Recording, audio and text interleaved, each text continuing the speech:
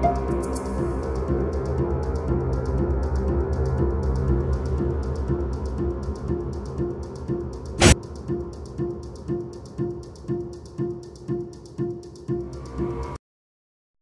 day everyone, I am Franklin Lehera, former worker of Pastor Apollo C. Kibuloy, and full-time po ako 2008 and privilege po na pinag-aaral ni Pastor sa ACU College of Ministries 2008 hanggang 2012. Ano rin po ako, youth leader din po ako that time, and privilege din po na ma-assign sa radio station ng ating pinakamamahal na Pastor.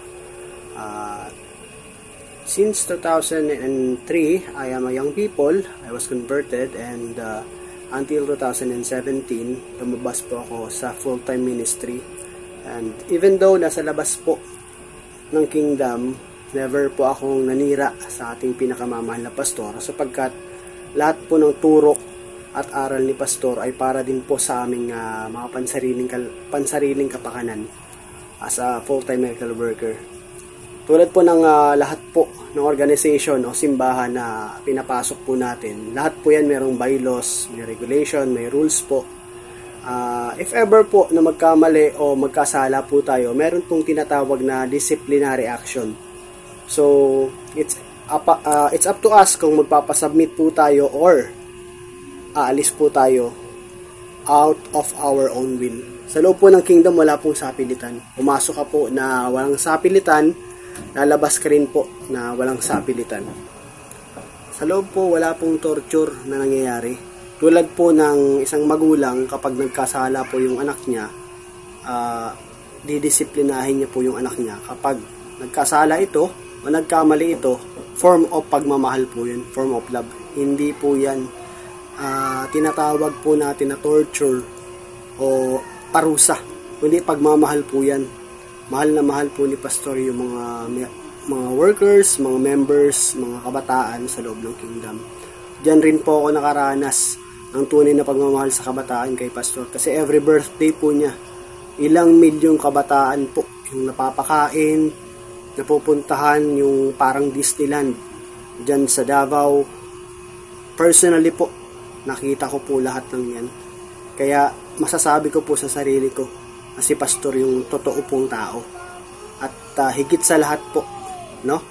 As a full-time miracle worker, walang ibang inisip si Pastor kundi maging mabuting tao yung bawat isa po sa amin. Kaya para po sa lahat ng mga lumabas na worker, mga nabayaran po, para ibaliktad, para sabihin na masama si Pastor, shame on you. Kasi dahil sa pera, nabili ng pera yung dignidad, nabili ng pera yung lahat ng mga magagandang bagay, unang-una spiritual na mga bagay na binigay ni Pastor sa inyo.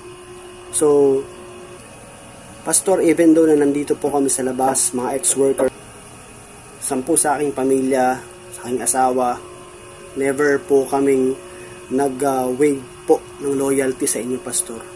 Nagpapasalamat po. Malaking utang na loob po namin sa inyo, Pastor, kung nasaan po kami ngayon. Kapag-aral kami, punta kami sa buong Pilipinas, sa abroad, at kung ano pa man yung aming naabot ngayon, Pastor, utang na loob po namin ito lahat sa inyo. Kaya bilang ganti, Pastor, idedepensa po namin kayo hanggang sa dulo. Praise the Father. At para naman sa mga nabayaran ng mga worker, no? Mga kapatid, mga brother and sister, pag naubos yung perang binayad sa inyo at hindi na kayo mapakinabangan, saan po kaya kayo pupulutin? Kaya habang maaga pa, may chance pa na umalis kayo dyan sa kinalalagyan nyo. Dahil alam nyo naman, na puro kasi sinungalingan yung mga sinabi nyo na scripted, no? Na dinala nyo dyan sa Senado para ipahiya si Pastor. Sooner or later, no? Babalik din sa inyo yan. Aanihin nyo kung ano yung ginagawa nyo kasinungalingan. Huwag kayong matakot sa aninan nyo. Kasi yung ginawa nyong kalukuhan, kayo rin naanin yan.